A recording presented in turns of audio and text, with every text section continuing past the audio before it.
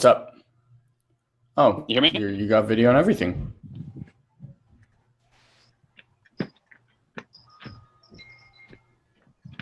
Bro? Yep. Hey, you hear me? Yep. Okay. Let me see if I can change my angle so I'm not shadowy.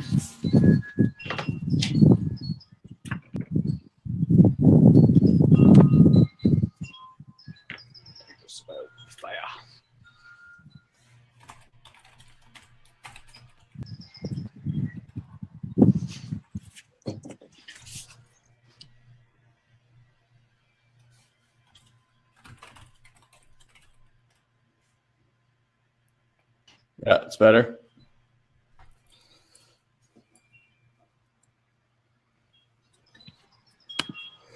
All right. Welcome, everyone. How are you? Getting ourselves set up here.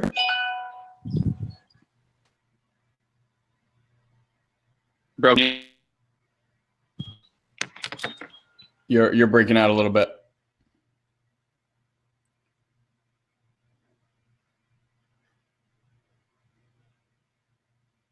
Yeah, I see it's not working. Can you hear me now?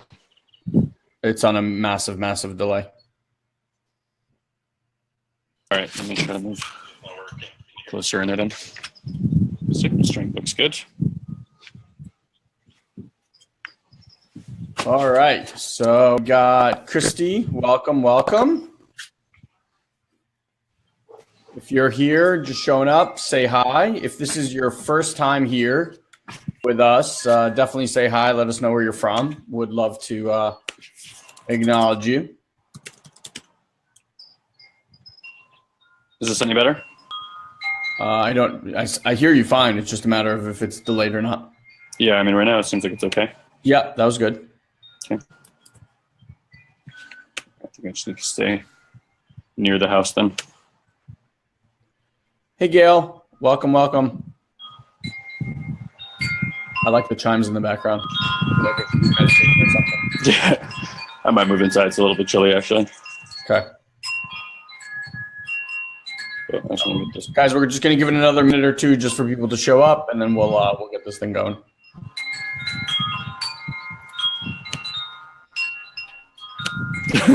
Start everyone off with a nice meditation. Yeah. What's up, Shane? Hey, Charlie. Welcome, everyone. Happy Monday, by the way.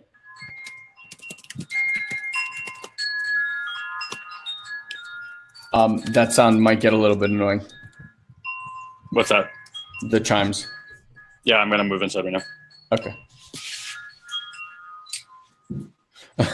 Shane's loving the chimes. Yeah, I was going to try to give you guys this nice background. I'm in like this equestrian area with all these beautiful like farmlands and stuff, but I can't see it anyway. Yeah. All right. So, Mary's here. All right, cool. All right, so let's we'll let you get inside and we'll get this party started. Okay, I'm in. Kind of see me. Okay, cool. Yeah, kind of. This is what happens when you don't have your own setup. You don't know what's going to work, what's not going to work. That's true. Mm-hmm. By the way, is my audio any different for you guys? Like, do you hear it any differently, or it sounds about the same? No, I think you sound. I think your voice is bassier. Bassier, right? Mm-hmm. Okay. That hasn't happened because I got sexier. I just got that sound deadening thing. Mm-hmm. Been trying to like mess with the settings for it. Yeah, I would say it sounds pretty real life. Yeah. Okay. Mm-hmm. Yeah. I think I finally found a pretty good setup. I can't keep it up all the time, but it is what it is. Mm-hmm. All right, cool, man.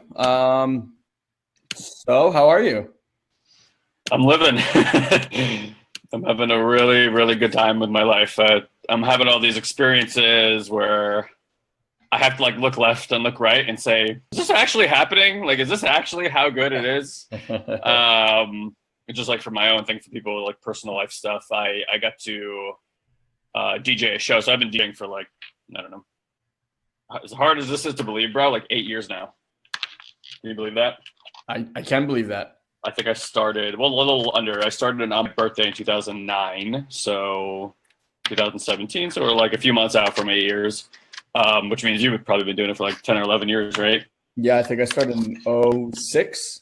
Yeah, something like that. So yeah, I never really like go for trying to get DJ shows or anything like that, but I'm in this community. Like the deep house sound is pretty popular out here in SoCal, and we have this guy, John, who's started a company called Garden of Eden about 2 years back, and it's kind of like it's become like an event company. So they got a warehouse space up in Carlsbad, and you could probably hold like 500 people. So we had, I don't know, probably close to 300, maybe even 400 people come out on Saturday night.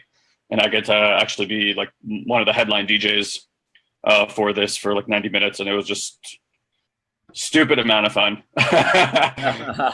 And they put a stage out in front of me and had all these beautiful women dancing. So I had a nice view, and it was just fun. Yeah. And everyone really seemed to enjoy it. So we had a really, really fun evening. And it's like our community. So it's kind of like private, but like a big event at the same time, and just really comfortable. And my friend Amy's out here visiting me, so she got to enjoy the experience and like be with our community. So yeah, it was really fun. And then Friday we had that. For those of you guys, if you haven't seen it yet, you can go on my Facebook timeline. And also I just uploaded on YouTube as well, where I did basically an hour and a half, 2 hour conversation, I guess you could call it interview, for Michael Bledsoe's podcast, but we'll feature it on ours also because the content's that good.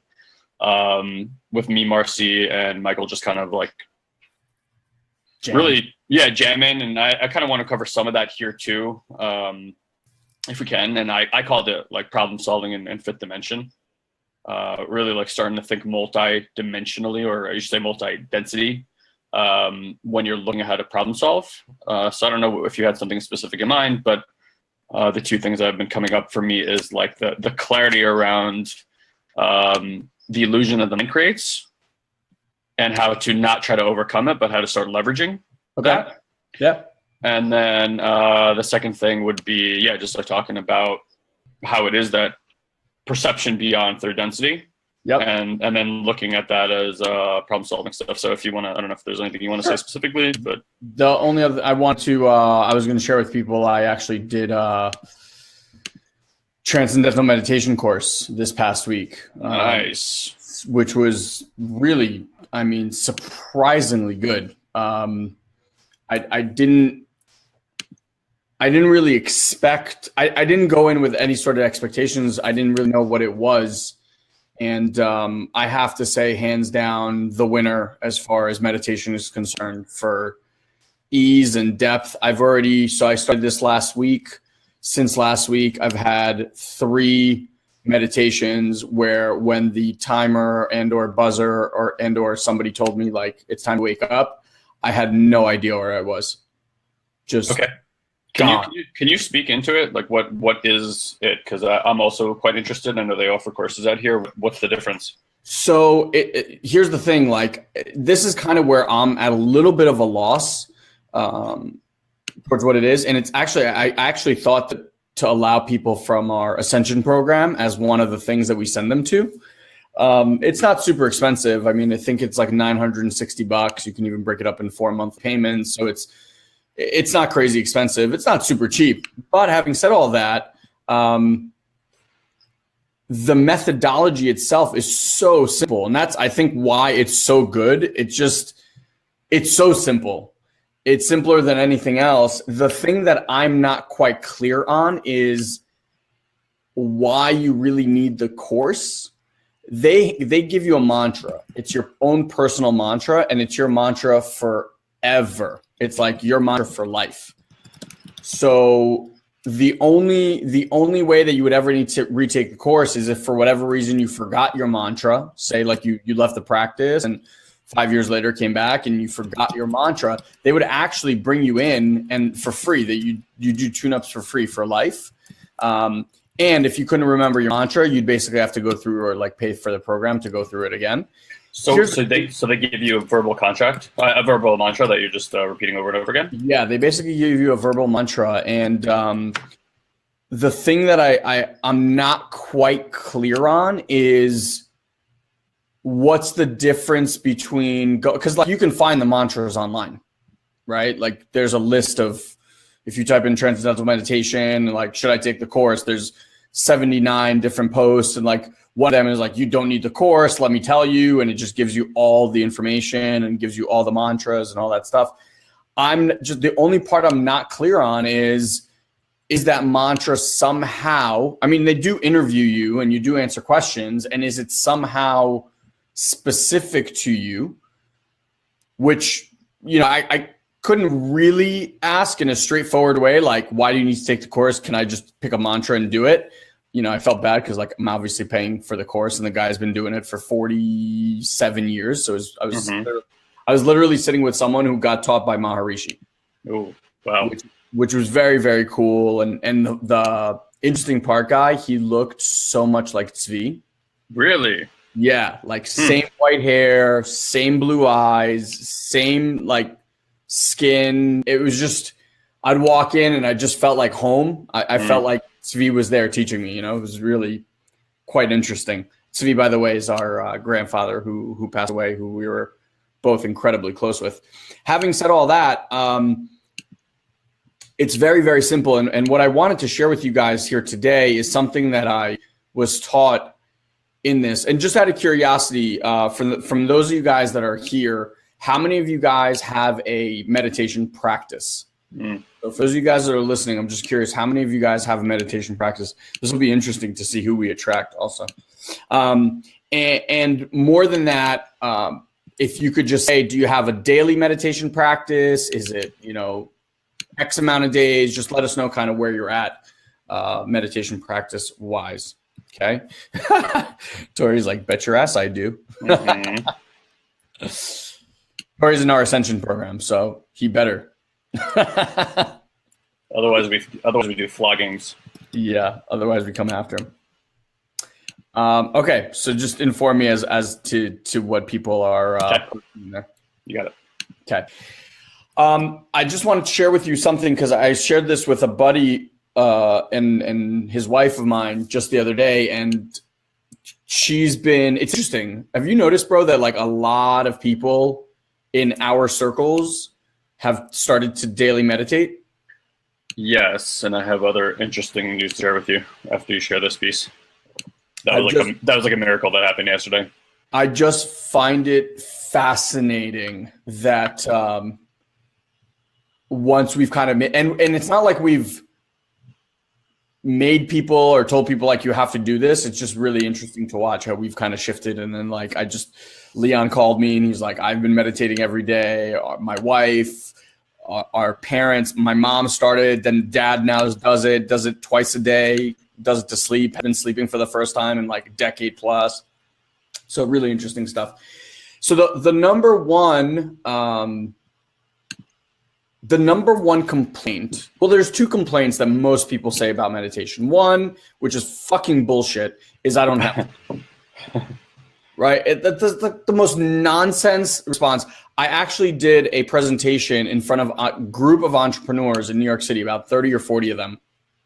And they were like, just really, doers. Like New York is just do. Like, let me do more. Let me do faster. And I'm like, snap out of it, people. So I just asked out of curiosity, like, how many of you guys meditate? And 4 people. 4 out of 40 raised their hands. I was like, oh, God. Like 5,000-year-old methodology is here at your fingertips for free. Slightly proven. Use it, And it was shocking. So one is time, right? Everyone's like, I don't have time, which is just complete and utter nonsense. Like this thing that you use every single day to create your life, strategize, breathe, speak, interact, all of it is just nonstop go. The fact that you're telling me that the thing that is used most, it's like saying, I want to run marathons. I want to be the best marathon runner, but I'm going to do no exercise. I'm just going to run. Like I'm just going to show up to marathons. That's what I'm going to do. It's like, it doesn't work that way. Like exercise the thing. So that's thing number one. Now, thing number two is a little bit more real for people. And that is, I'm not doing it right. And I think one of the biggest misconceptions, and I've heard this quite often recently when I talk about meditation, is I can never get my brain to be quiet. I can never get into that stillness. I can never get into that silence. I can never. So let me just break it down for you really, really clear. That's not the objective.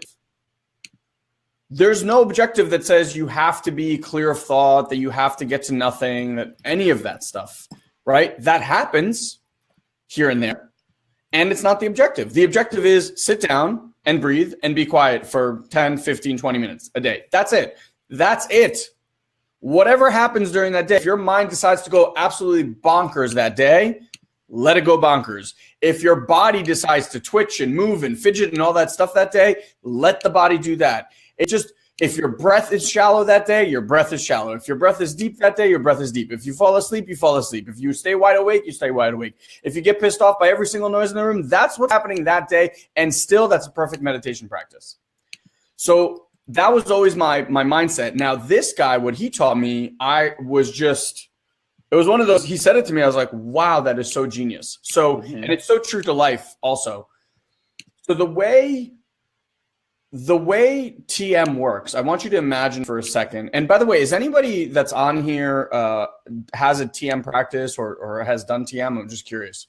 You just start and you start using the terminology right away. What are you, brainwashed? Just kidding. No, everyone calls it TM. Like, I know they do. Just like the typical thing you hear, like, you're using the terminology if you've been brainwashed. Well, you know what it is? Transcendental meditation is one of those like super long and difficult things to say. So TM just works better. Yeah, for sure. So anyway, the way he explained it to me is like, if you can imagine the ripples on top of a lake or, a body of water, right? And then at the bottom, there's the bottom of the lake, just a still piece of land. So if you can imagine, that's a representation of your brain. And what happens is that little bubbles from the bottom are floating to the top. And the thoughts that you have that have already manifested and exploded in your brain are things that started at the very, very subconscious, pure consciousness level. And they were so tiny and undistinguishable to you till they eventually rise to the surface to your, 10 to 15% of the brain consciousness that we use. And at that point, you're like aware of it, but it doesn't get manifested there. It manifests from the bottom here. And what mantra does is it is a sound resonance that it's a perfect sound resonance from mind and body. And when the mind picks up on this resonance, the word doesn't mean anything. The phrase doesn't mean anything. It doesn't sound like anything, but to the mind, it's almost like when you dive, the mind just picks it up and then gravity takes over. And so that mantra basically starts allowing you to drop down into pure consciousness. So it eases the mind. Physiology gets really it's the most relaxing meditation I've ever done. I don't know about you, bro. Like when you meditate and you sit, right? Yep. Does your head ever drop? Are you like when you're done, are you ever like this? Yes. Okay. So I have to consciously push it back up because I feel like it actually shuts down the pathway. So that's never happened to me. Like I've never been like this. Like that happens to me like every meditation. So I feel my head going like this, and then I go like this, right? With this, the whole point is just like you let your body do what the body does. You let your breath do what the breath does. There's nothing to do except for mantra. Nothing. There's no way to breathe. There's nothing.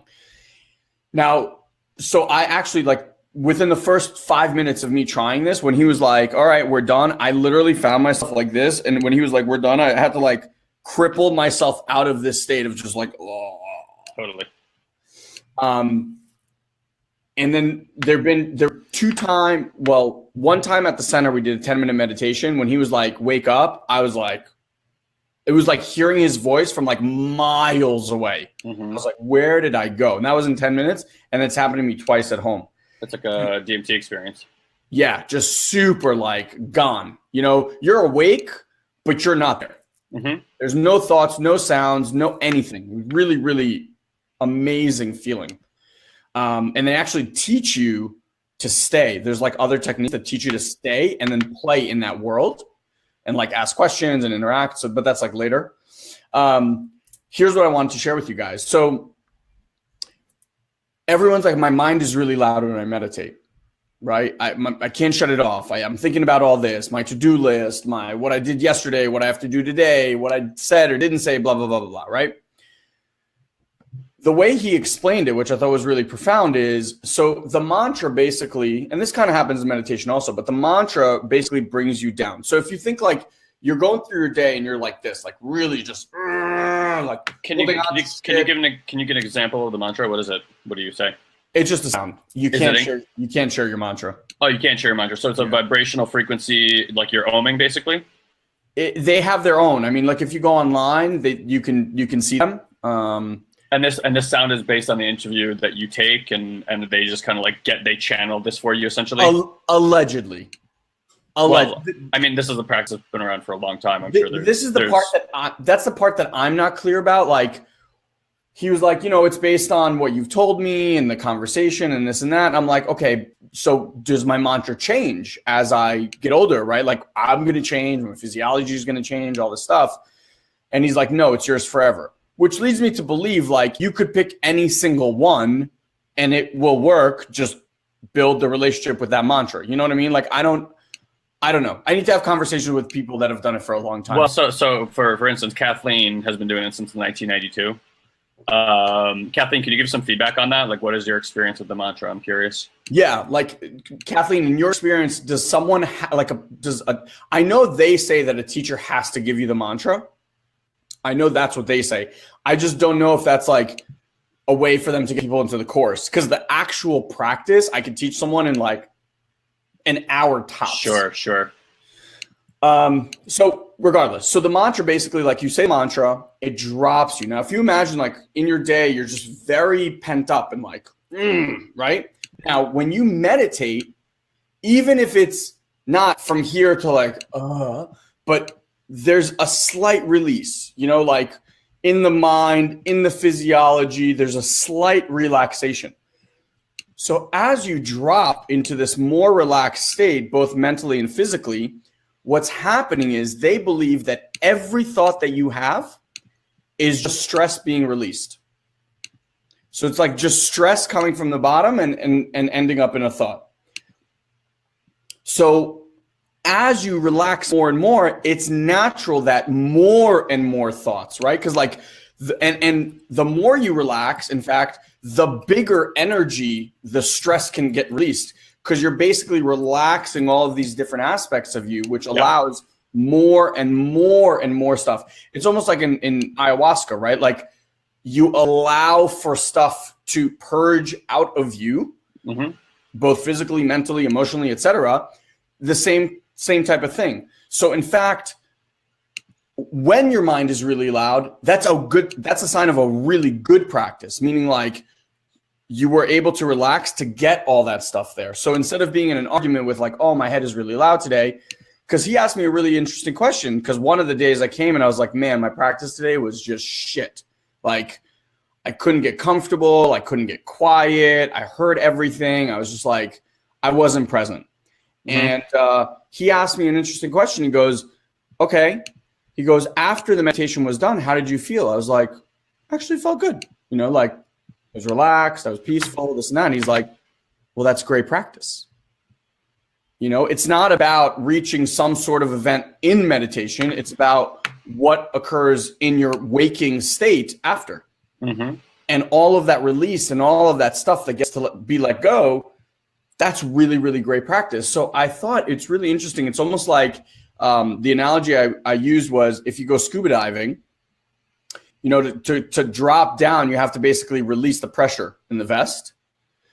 And then you go down. And then generally people get like really scared. So they kind of bounce back up and then they get more comfortable and they relax again. So the way it happens is you go down, stress brings you back up.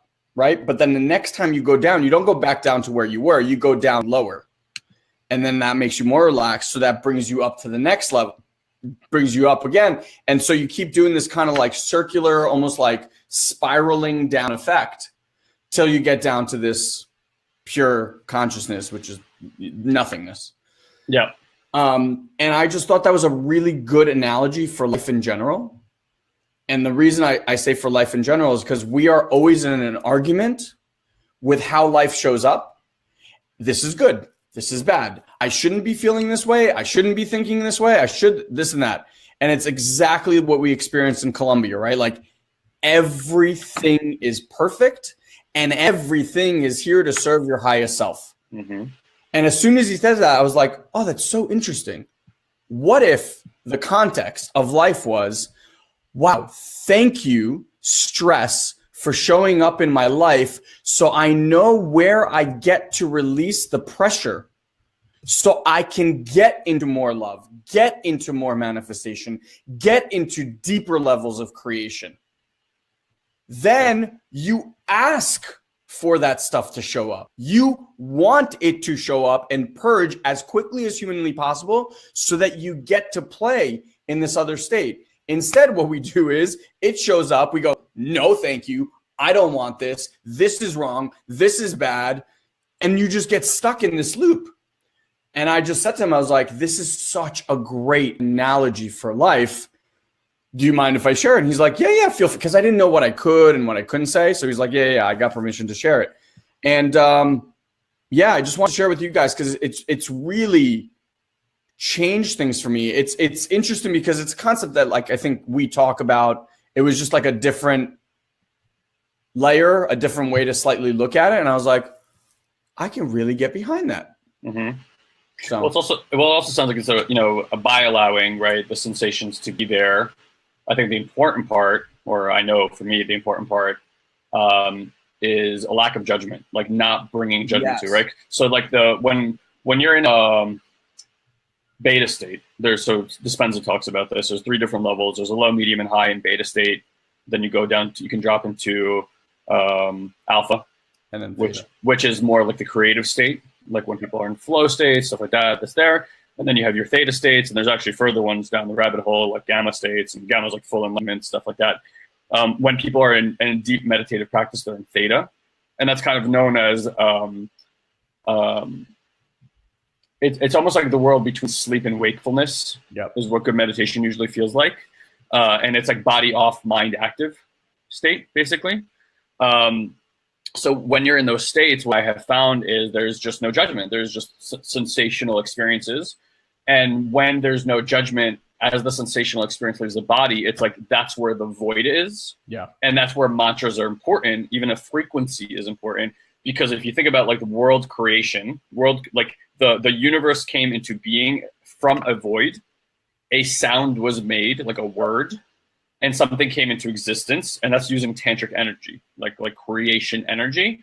So for us, and right when you are aligning chakra, and if the chakra is coming down, if you don't have alignment, the energy actually doesn't hit the root chakra, right, which is like the sexual organs basically. It doesn't hit the root chakra, which means you're not in your tantric energy, which means you're not in creation, and that's just because judgment just creates misalignment all the way down. So it's like judgment about the way I feel, judgment's about my emotions, judgment about the thoughts, all that needs to be in alignment. As that starts coming down, there's then the void experience, and then there's like the I'm going to create. And that's where like you're basically re-sensationalizing the body to what the mind perceives as occurring as that sensation. Say that one more time. So I don't know if I might be making this word up. I'm just using it for my own term. Yeah, no, re-sensationalizing, meaning like reinterpreting the sensation within the body. Okay. So I've been using this analogy, like, and I know you know this, but I'll just say it again over here. Like I had an experience at some point in my life that I was going through something. Somebody said that's love, and then my mind went, "Oh, that's love," and I took that sensation and I connected it, like whatever sensation I was having in my body, to love. Now I don't know that my sensation of love is the same as anybody else's sensation of love. Like for all I know, the way Ilan experiences hate in his body is the way I experience love in my body. And what I'm starting to see with sensations is like it's a unique fingerprint to you. There's no 2 people that could possibly be programmed the same around sensations, because it's like that circumstance, that thought, everything that was unique about that particular moment in time created that for you. So it's like a unique fingerprint. And then we spend all our time trying to argue about who's having the right sensation, which is hilarious to me now. So when we think about that, right? So like your opportunity is most of the day you're having sensations in your body that are then having automated program running because you're no longer investing in the sensation and looking to reinterpret it. You're like, this is what this sensation means. That's it. I know that this and it's locked in forever, basically. Yeah, not forever, but like for most people, when they don't spend any time investigating their consciousness, it's like Dispenza says 5% of your life is lived in like a conscious state. The other 95% is like underneath that consciousness, which is like the automated programming in the mind, and even deeper, the automated program that happens in the body.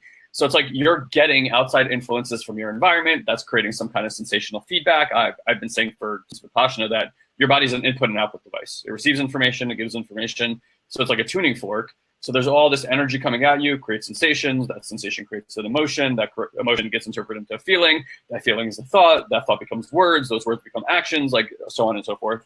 So when you were just at the sensational level with zero judgment, it creates a void because now you've had that, you fully allow yourself to have that experience. And the moment that experience is fully had without the next interpretation about it, it's like that neural pathway is firing in the mind, but when it gets to the end, it doesn't make a new connection.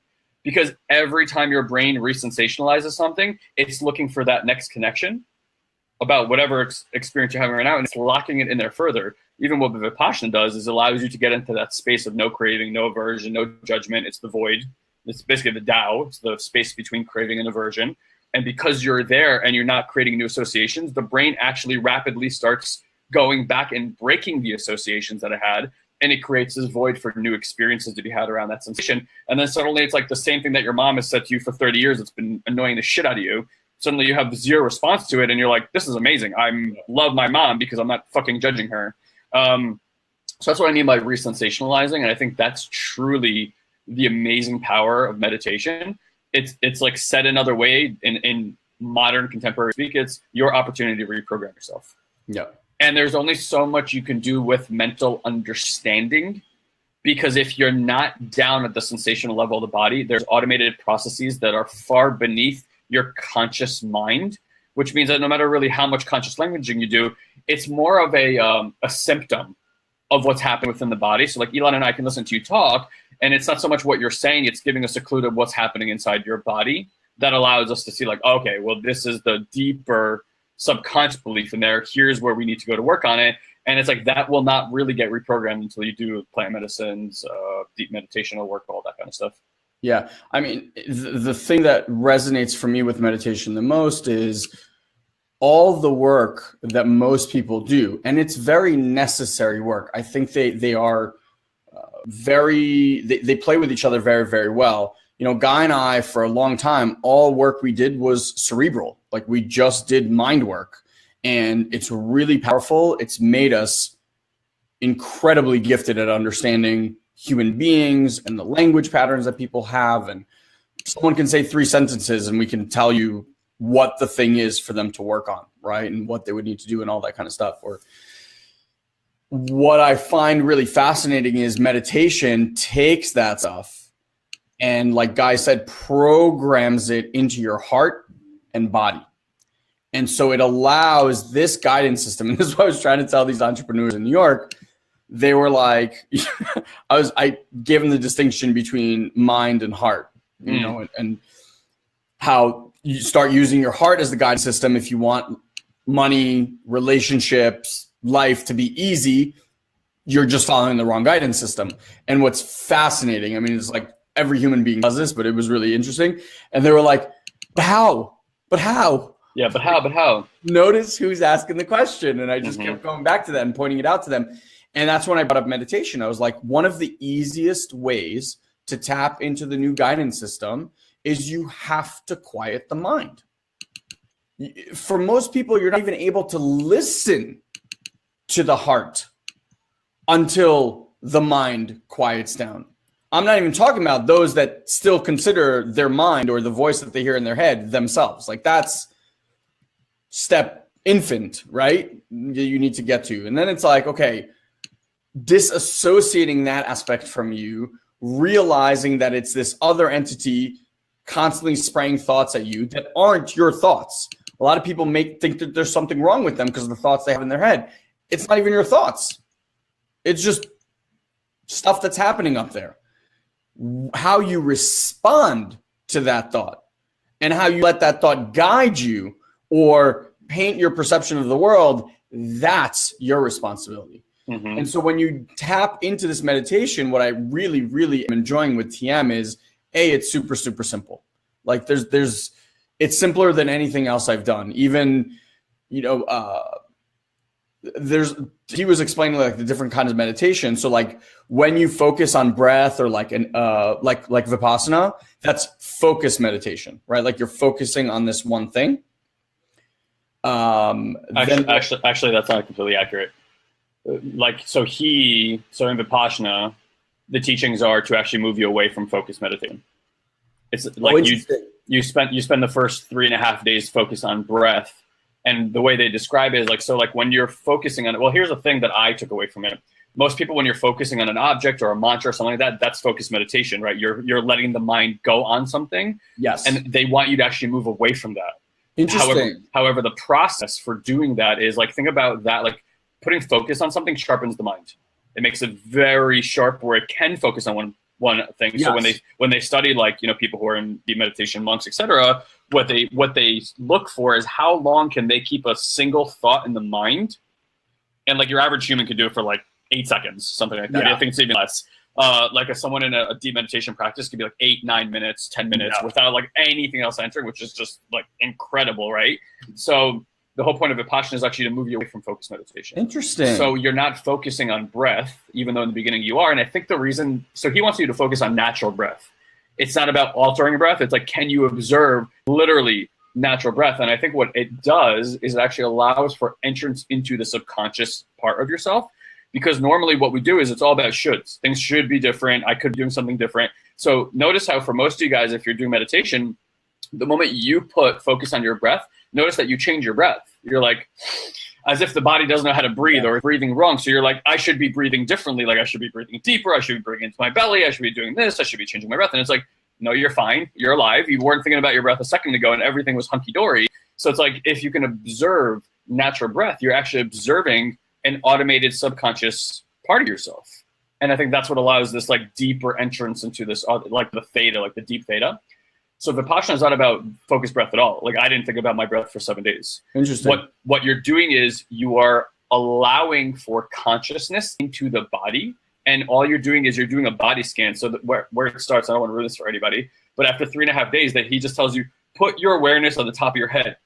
Because for 3.5 days, what you do while you're breathing is you're focusing on the sensations that's causing.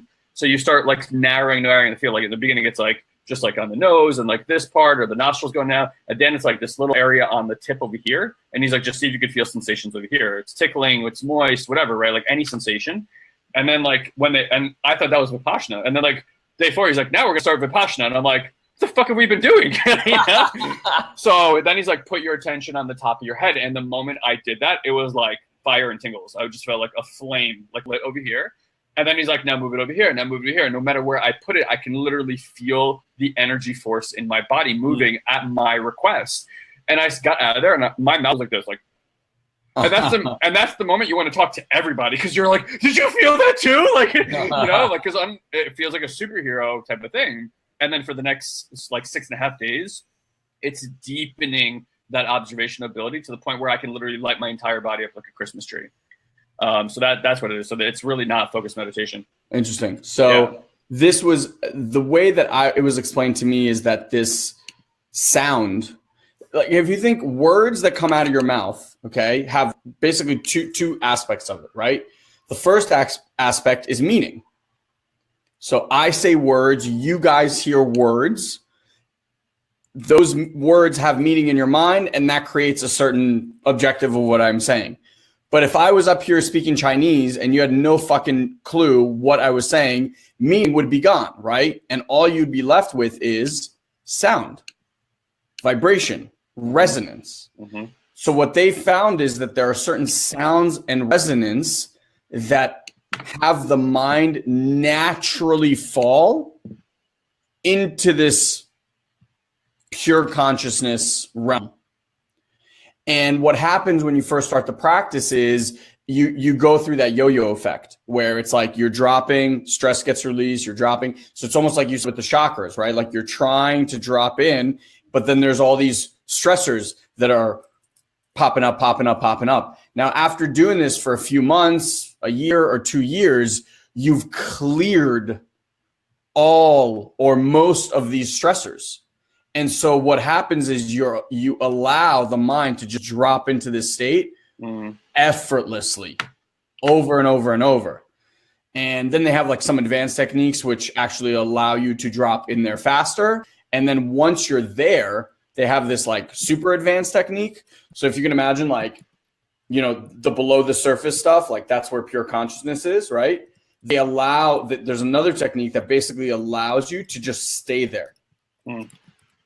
And you could stay there for like 30, 40, an hour at a time and just live in that world consciously.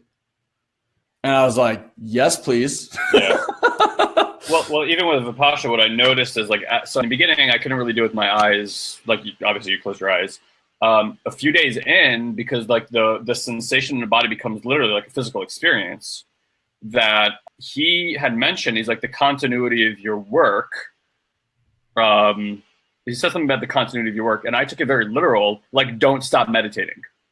Like, even when you're not meditating, be meditating. Like, never turn off the light switch, basically. Yeah. So all you had to do was just like keep a part of your focus in your body at all times. That's how I found it. But in the beginning, so I could feel like energy, like an energy ball in my hand, right? Like while this practice is happening, I can still do it now, or I could really do it anywhere. But in the beginning, there were certain body parts that were easier for me to sensationalize, like your hand or my feet or like on the top of my head. But then I would like chew and like I could feel the muscles moving, and it would destroy my consciousness. So I'm like, all right, that doesn't work. I'm like, so let me put it in my hand, and I would like open a door or like touch a fork, and like then it would leave, and I was like, okay, that doesn't work. So I'd like put it in my back or put it in my knees. But we had this walking path, and I'm like, I'm gonna learn how to do this with my eyes opened. Like that's what I was like committed to. So you see me like on this walking path, and I can't do it with my eyes open yet. So I'm like this, and then I would like open my eye for a second, and I'm literally trying to like open my eyes, and it's like like fighting it because I could feel it losing. And it took me about a day and a half of doing that, and then like eyes fully open, and I'm like fully lit up like a Christmas tree. And that's what it is now. Like anytime if I just put focus in, I immediately feel the energy flow in my body. And then if I just put observational like awareness on any body part, it starts expanding and growing like how much sensation I feel in the body. Now, look, most people, if you've done yoga, for instance, or any kind of meditation practice, you've experienced this too. Even if it's at a low level, like they'll put you into, what's it called at the end there? Later, Tori. What's that thing when you just lay down? What's that called? There's a name for it. Shavasana. Shavasana, thank you. And then if like a yogi practice, they'll be like, all right, now put your awareness on your feet. They don't tell you why you're doing it, but you'll start feeling like little tingles in there and stuff like that. That's you creating that sensation because you're putting focused attention over there. Matter and energy is moving there. And because matter and energy is moving there, it's starting to vibrate. And that's what you're really sensing. So you can literally elevate that practice. And I imagine the great avatars, Jesus, Buddha, et cetera, like water into wine, is having that practice at such a deep level that your consciousness is at the subatomic level. And because that, like your awareness literally will move matter and reconfigure cells and all that kind of stuff. And that was kind of what I left with because I was starting to see, like taste that basically in my own experience. Yeah. I mean, he told me flat out, he said that at some point you get to a place where waking and meditating is exactly the same. You're just living in this state of pure consciousness. But that's, you know, after God knows how long of doing this meditation practice. Sure. And it's interesting that you brought up yoga. The full TM practice is 10 to 15 minutes of yoga postures. Not even yoga postures. They're more like stretches that you do in yoga. Okay. So you do that with breath, right? Then they do an interesting yogic breath technique for 5 minutes to basically calm the mind down, etc. Then they go into TM for about 20 minutes.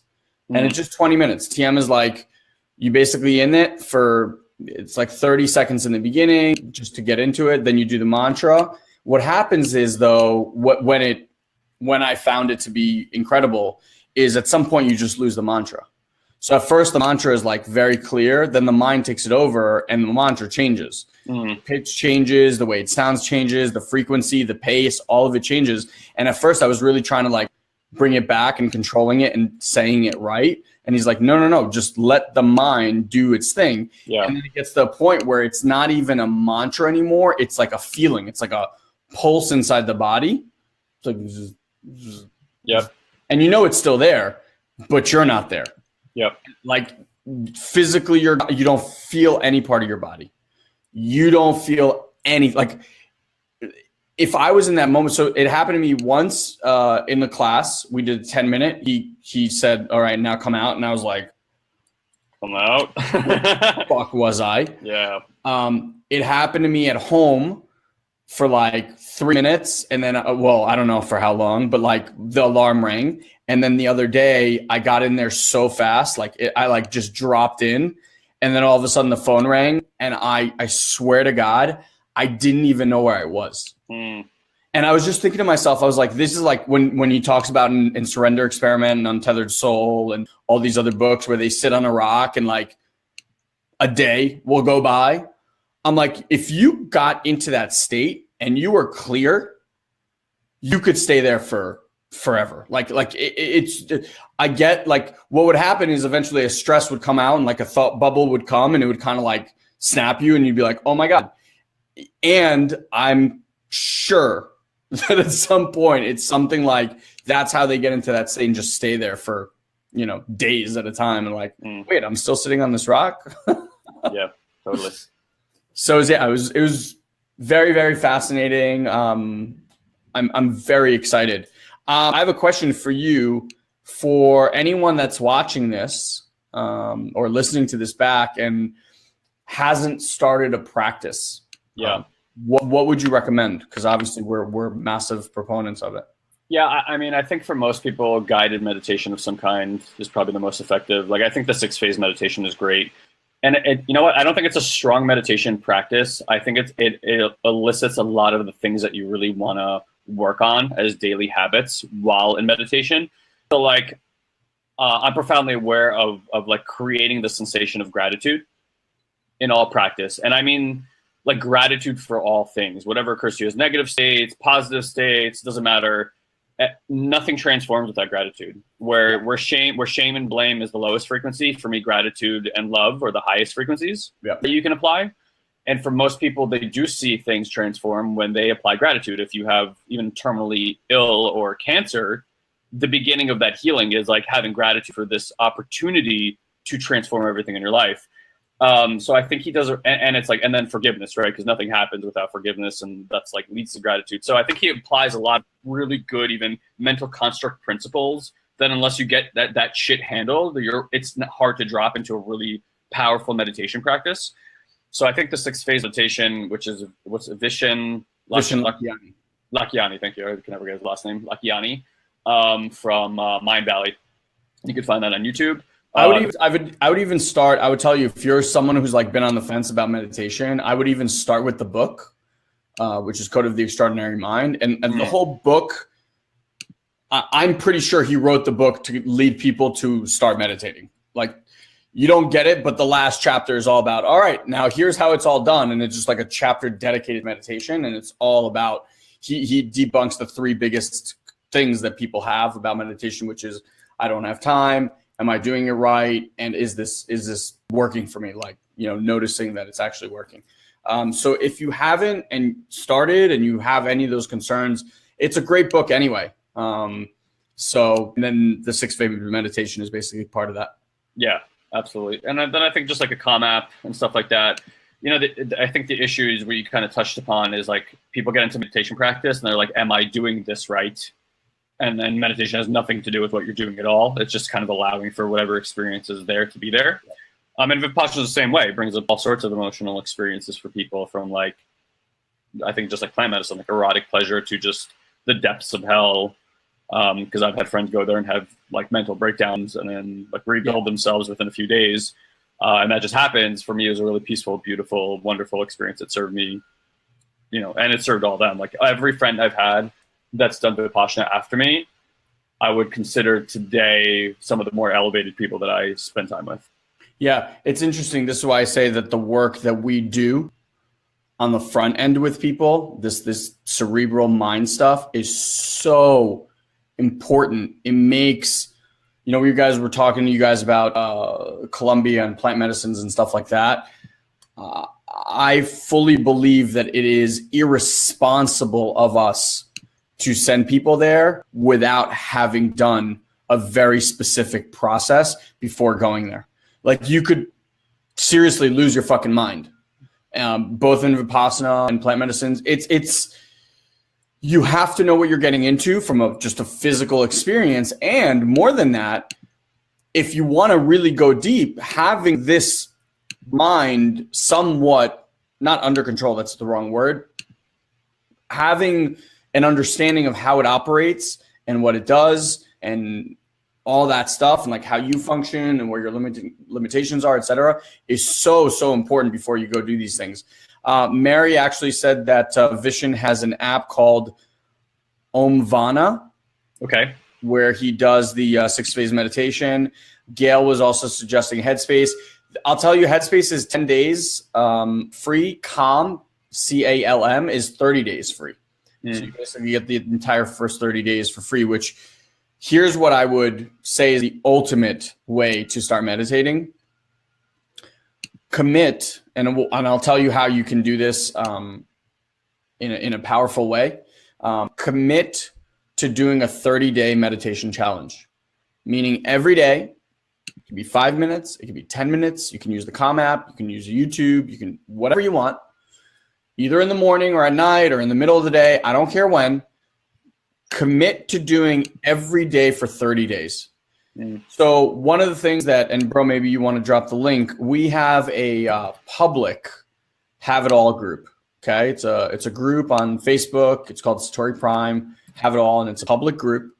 We also have a private one just for those people that are actually in our academy.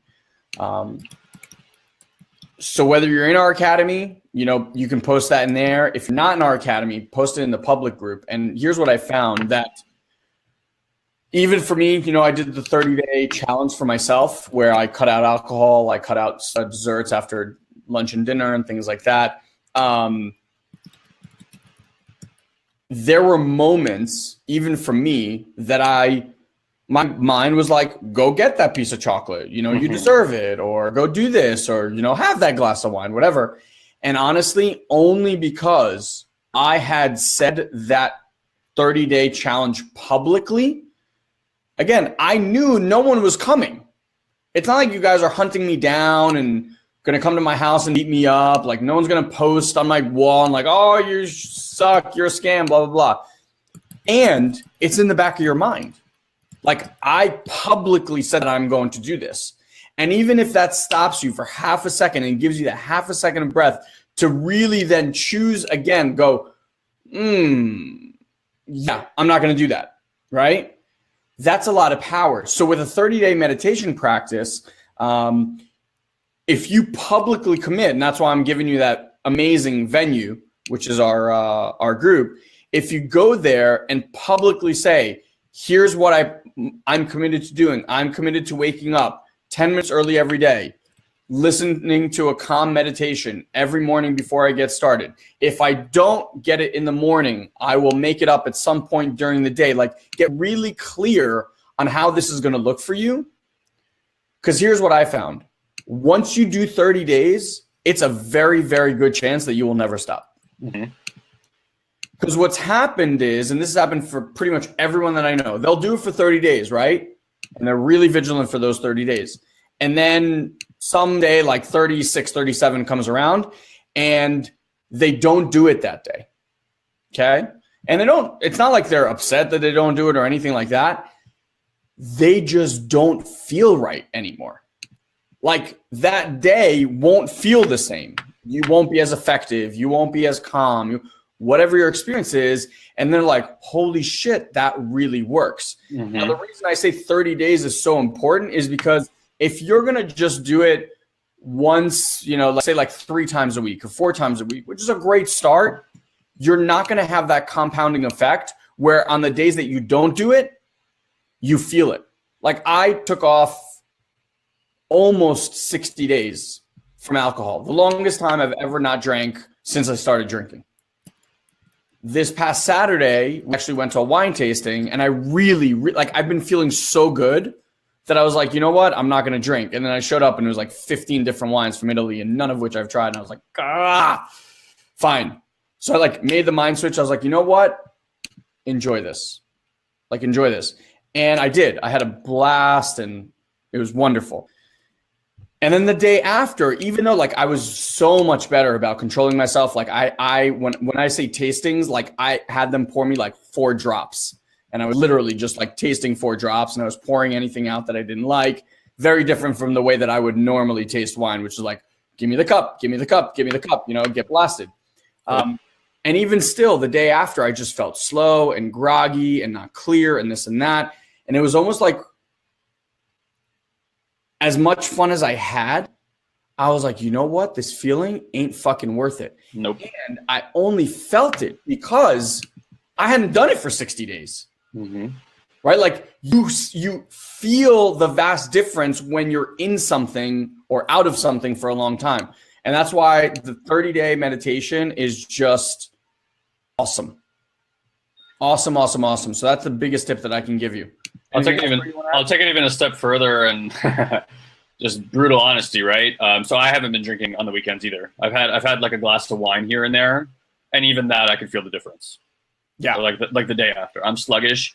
So ever since we've gotten back, I'm at this like heightened, elevated state. Now on the weekends, I haven't had time to sleep, so as just like a pure, I need to stay awake, especially the other night with like DJing and stuff. I slept 4 hours the night before. I was exhausted the entire day. I took some modafinil earlier, like around 4 p.m., and then I had an opportunity to take a nap at 7 for like an hour, and I couldn't nap because the modafinil kept me awake. And then, but my mind was like sleepy. So I get to this event. I took some MDMA, which usually will like blast my heart open, and I'm like in this really good space. And all MDMA has done for me is just give me energy, like just to keep me awake. I didn't feel almost a shift in my energy space at all. I wasn't like more open. I'm at that place where I'm that open, where like it's doing nothing to me, or at least that's what it feels like right now. That's my interpretation. I don't know that to be true.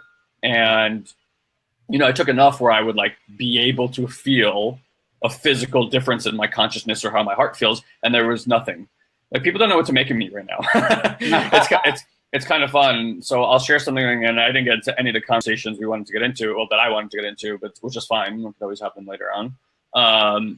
I'll just share a miracle with you guys. So I'm out here in California for a little over 4 years now. I also have amazing community in New York, like Ilan and all my friends out there, which I love and adore. And look, time and space does its own thing. Like I'm not connected with those people as much as I used to be. And it's like, it's one of those things that when we get together, it's like nothing has changed, right? You just pick up where you left off and stuff like that. At the same time, 4 years, I'm completely different human being than I was 4 years ago. And if I wanted to be seen that way by that community, it would then be my responsibility to go and share the things that have happened to me so that I can realign their stories about me that I've created with them so that they can see me newly. And Ilan and I had experience about this in September around relationships and love, and something that I said that created the big trigger between me, him, and his wife. And it was really just nothing more than we haven't had a conversation about the upgrades I'd been through. So it was like they were interacting with me like my past, and I was interacting on my past. Anyway, so on and so forth. So Ilan came back from Colombia, and while he was away, his wife went to some event in New York, and a lot of our friends expressed concern over what he was doing, out in Colombia. And what we've seen, and we've seen this since we started doing transformational work, is that when you go and you expand quickly, it becomes a threat to people that know you, and it's not a bad thing. It's like they love you, they want the best for you, and you're altering your state in ways that sometimes they can't understand, and that becomes a threat to their ego. Yeah. And to what they're comfortable with, because they want you the way that you are, and you start changing, they're like, "Fuck, is he not gonna be my friend anymore? Is he gonna not drink anymore?" All these things that we like, blah blah blah. So, and then when you got home, you sat with friends, and I think you blew their minds because they not just saw the shift in language and that you're talking a good game. It's your physical presence and the energy you're outputting is such that they've never experienced before. And that's such a beautiful thing. So I think you opened up a lot of eyes and a lot of hearts at the same time. So I got a phone call from Ben yesterday evening, late, 10 p.m. his time. And I wasn't going to pick it up. And then I get the thing going, like, pick up the phone call. So I pick it up, and he started sharing with me, like, that experience about you coming home. And he's like, you know, he's like, the last few times we've talked, and for a while now, he's like, what I do is I start comparing myself to you and having all these judgments. Like, I got to tell you all the great stuff I'm doing too, you know, blah, blah, blah, and all this kind of stuff. And he goes, I've gotten like, he's like, I've actually been separating myself slowly from you over time, not really consciously, but it's been happening. And then like, where I find this like struggle in communicating with you, I don't feel connected to you, da, da, da, da, da. And he goes, so you must have given them access to our training programs? I did. Well, Ben actually wants to coach. To coach, right? So you told them, like, here's what you got to do, watch this first 7. Yeah. Now, granted, that's coaching from like a year and a half ago. Yeah.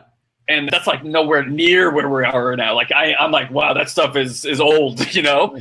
And he calls me, he goes, you know, I've watched his first 2 recordings. He's like, he's like, for lack of a better word, he's like, bro, I'm blown away by you. He's like, the stuff you guys talk about, he's like, the way you're training, how you're coaching people. He goes, I had no idea. And it's funny because, you know, I'll put up content, and the only people who don't really respond to my content ever is like the New York crew. They really don't review much of my content, which is fine. Again, like I have nothing about that. It's just I could tell that they're not interacting with my stuff now. And it's a lot of like old programs like Ferdman's hyperbole, you know, we talk it up too much and stuff like that, or we get too excited and stuff like that.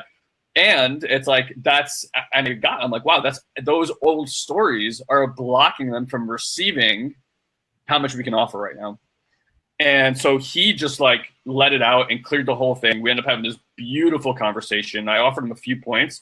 I mean, like, the last thing he wrote to me, I just want to pull it up really quick, because it was just like, honestly, it felt like magic to me, this whole experience. I don't know if I can give how beautiful this experience is for me, like having him call it. The last thing he wrote to me is, I wrote him this whole thing. He writes, I don't know what it all means, because he just doesn't know what I'm talking about, but he's like, but I feel aligned to it. And he writes, like a half an hour later, he writes to me, the conversation we had has blown my energy centers wide open. Right? And it was just so beautiful. So I told him, I'm like, look, I'm open to, like, here I'm training my community big time, because one of the visions I had of our universe is a universe that has a relationship where every entity here both feeds and is being fed on at the same time. And if you even think the way like a plant grows, or really how everything's cyclical, like a plant comes out of the ground, almost like a dolphin, like popping out of the water and then going back into the ground, decaying, give the ground nutrition, and then growing back again. And then over and over again, it does that. So we're kind of the same way. And so when I came home, I could be like, oh, this is my experience. This is so good. Like, everyone's going to see how awesome I am. And I'm like, that's stupid. I'm like, I get fed through my environment. So like the people I spend time with around are the ones that are energizing me, and then I in turn energize them. So like we feed on each other, and we feed on each other, or we feed on that, and then they feed you back. So I came home, and I was like, I'm just gonna see what I can do about training people to open up these things. I told Benny the same thing. I'm like, if you guys are really open, I'm more than happy to have those conversations. I'm like, because it's been my outside my scope of consciousness that I haven't been responsible for what I could provide that environment also, and how profound that could be. And immediately I felt like misalignment with that. So there's a huge opportunity now to really like open up a whole new realm of possibility for all these people. I'm really excited about that. Yeah. No, it's been, it's kind of like Landmark said way back in the day, you know, you get dropped into a community in Africa that doesn't know your language and doesn't know who you are from a hole in the wall, and they experience transformation just by the virtue of you being there. I've literally felt that experience. And it's interesting because now even the questions, like we had Eugene and Anna here yesterday, and they've been watching, I gave all our friends like our live event footage. And I think like 2 of them have actually taken time to watch it. So Eugene and Anna have actually been watching it at nights, like together. And so she then started taking a meditation class in her thing. And like, she comes to the house and is asking me all these questions about meditation and stuff like that. And it's just really interesting how things have shifted such that people feel comfortable now in a new way to have those conversations. Yes. And it's really, really interesting. And I think it's going to continue to happen. You know, I'll tell you, like Leon told me something the other day. He's like, he actually came out and he's like, dude, I just want you to know that, I don't watch a lot of your stuff or comment on your stuff because to me, you're Ilan. And I know the stuff that you post is like work stuff and personal development and SatoriPrime stuff.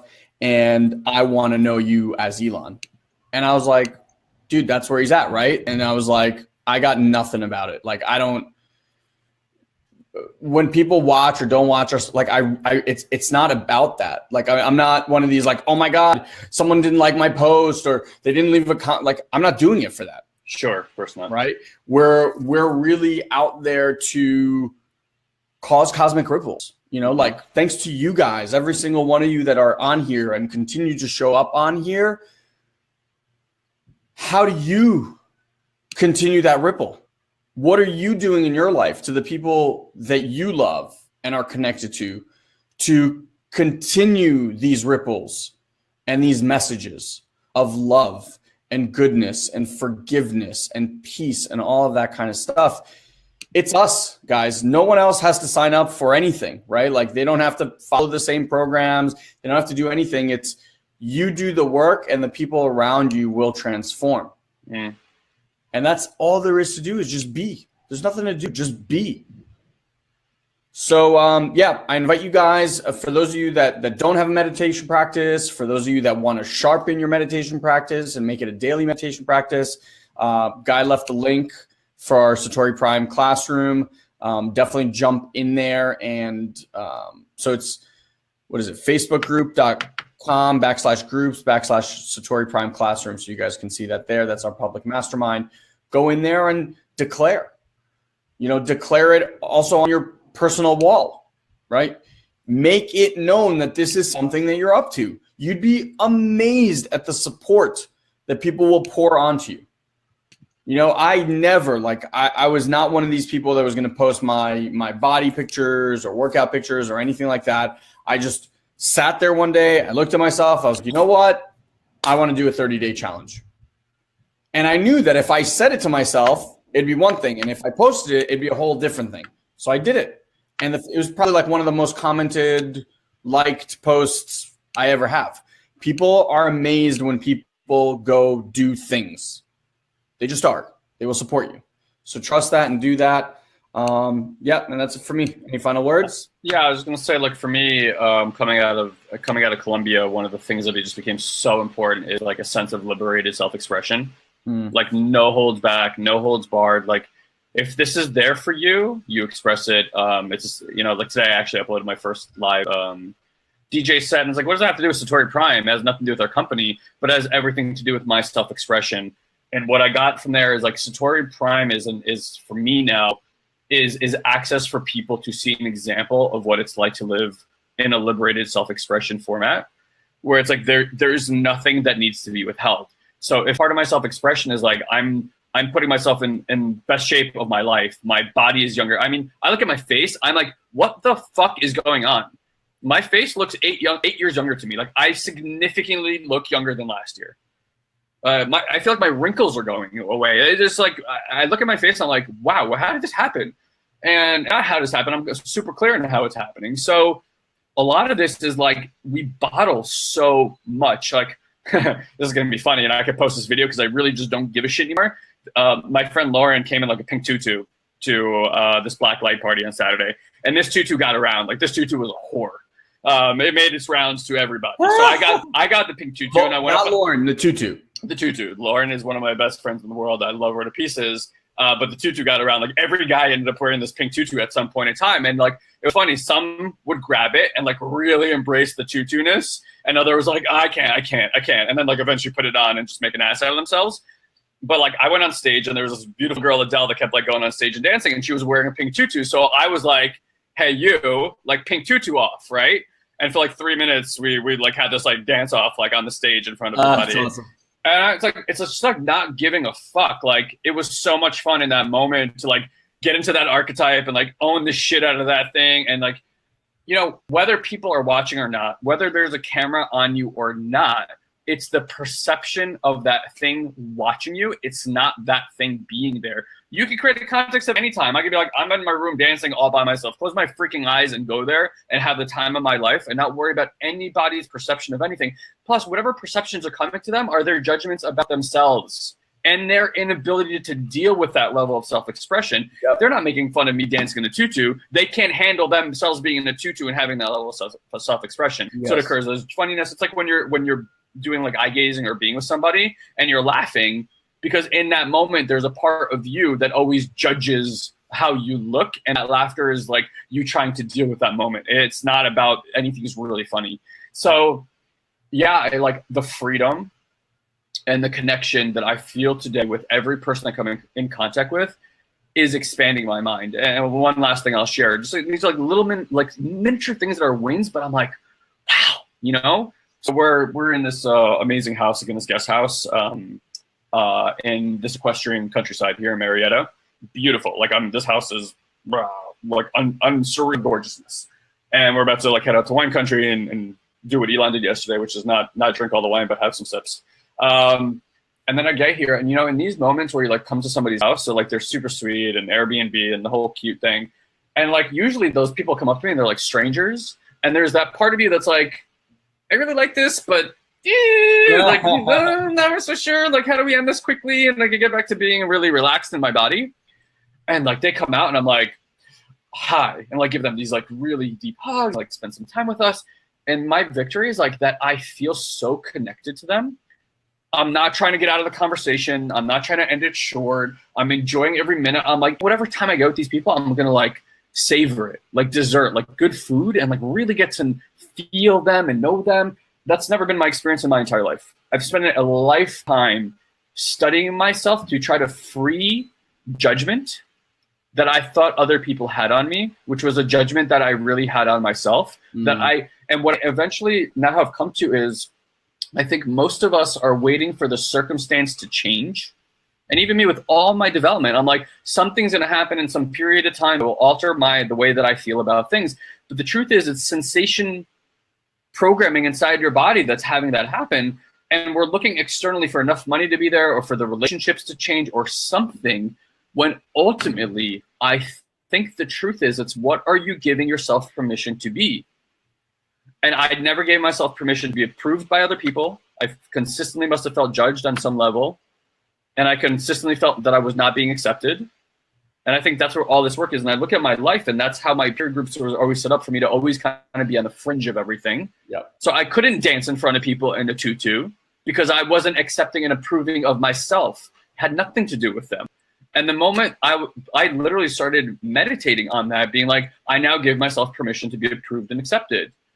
I have to give that permission in order to have that experience. So now that's like across the board, I just feel so connected and accepted and approved by everybody that it's like, what can't I do in front of people? Nothing.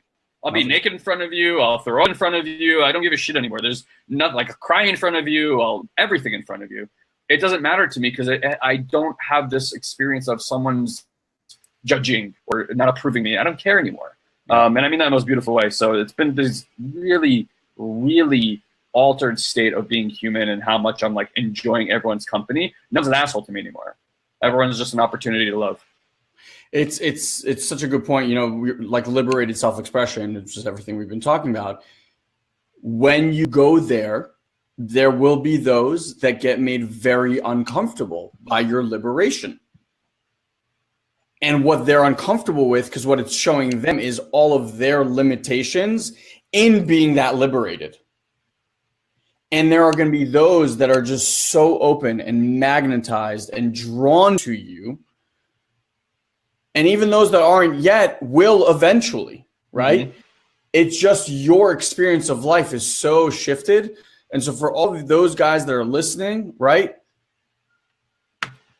Seek today where you have resistance to some sort of liberated self-expression in your life. Look at what could be the next level that you could investigate or begin an inquiry with. Well, why am I so afraid to do that? Or why am I so afraid to say that? Or why, when I get into this situation, I do this. Like, get into that inquiry and put yourself in that situation. One of the people in our academy was terrified to speak in front of people. And I got to a point where we were just going back and forth, back and forth. I was like, dude, if you're not doing it here, you're not doing it anywhere. And he got it. And then eventually he was like, you know what? I'm going right now. I'm going to find a group of 3 people and I'm just going to go sit and talk to them, which I knew for him was fucking terrifying. And he did it. And I was like, how do you feel? He's like, unbelievable. Why? Because now to himself, he's Superman. That's liberated self-expression. And you guys all have that access now. Not like a decade from now with a bunch of work. Like, now, get that it might be uncomfortable and that it might put you out of your comfort zone and all that stuff. But like, everything you actually really want is there anyway. You're not going to get what you really want being comfortable. Right? And just get that, like, comfort is just a state of mind, right? You say what's comfortable and not comfortable. So expand your breadth of what comfort could be. Stretch, like yoga, right? You find that place in yoga where it's just slightly above what would be just super comfortable, right? You always take that 1 degree, and yoga is a great example because it's not like, doing heavy weight lifting where you're like really trying to like muscle and force. Yoga is the exact opposite. Yoga is like, let your body fall into that natural state. So just find what that thing is and go do like that 1 or 2% more and just get comfortable with that. Now you're like, oh, I can do that pretty easily. And then go do 1% and 2% more. And you just keep doing that and you just keep expanding every single day. Do something every day that will stretch you just that little bit more. You'll be unrecognizable in 12 months. Totally. All right. So this is like the longest one we've ever done. One of the longer ones for sure, but it was good. I like it. All right. Enjoying it. All right, guys. Again, 30-day challenges. I'm telling you, like, you want a massive, massive breakthrough in the next month. We're about to kick off here into, holy crap, we're almost in April. Kick off April, like, do something big for yourself. Call yourself out on something, whatever it is. It could be meditation. It could be your fitness. It could be your finance. It could be your relationships. Do something for the next 30 days that will utterly expand and shock you 30 days from now. Yeah, and for those of you guys who are on here, so when we come back on Wednesday, we do the Q&A. So what I offer is that everything is just an experiment, right? The moment you choose to alter your view, it will alter your state, and you will start noticing new things or things that you had not noticed before, or notice them in ways. I would offer that everything that we perceive is an illusion. There is no truth of any real kind. There are some things that we can point to and say, hey, that kind of feels true. But the only truth that I've been able to find as far as a sensory experience is sensations in the body. Everything after that is pretty much made up. If that's the case, it is prudent to start thinking of yourself as a director of your life. And when you're sitting in the director's chair, you get to say who's on set, how the storyline is going to play out, what music gets played in there, how the characters show up, the whole thing. More or less, that's kind of how we operate. And whatever your illusion is, that's what I want to talk about, but I want to talk about in depth, is the illusion will become your perceived reality. Yeah. So for the next few days, it would be cool for a lot of you guys to run this experiment on yourself of like, okay, everything I believe is an illusion. What's my perceived reality? And just like look for, okay, well, I want to change this. Like I want different characters. I want different makeup, like whatever suits you, right? And then notice what you notice, and then come back with questions based on what you've noticed over the last 2 or 3 days while we do our Q&A. I think that'd be super interesting. We can get into some really, really cool conversations around that. And then I want to give you guys access to how to start looking at the challenges, perceived challenges you have in your life, that they're really all opportunities. There is really no negative or positive state at all for us to deal with. And then how to look at fifth density to solve or look at opportunities, solve problems, and then bring those manifestations down to third density, which is a really, really cool thing that I've been developing over the last few weeks. Okay? Awesome. All right, guys. We love you. Thank you for joining us. We'll see you next time. Staying overtime. Bye, everybody. Bye, everyone.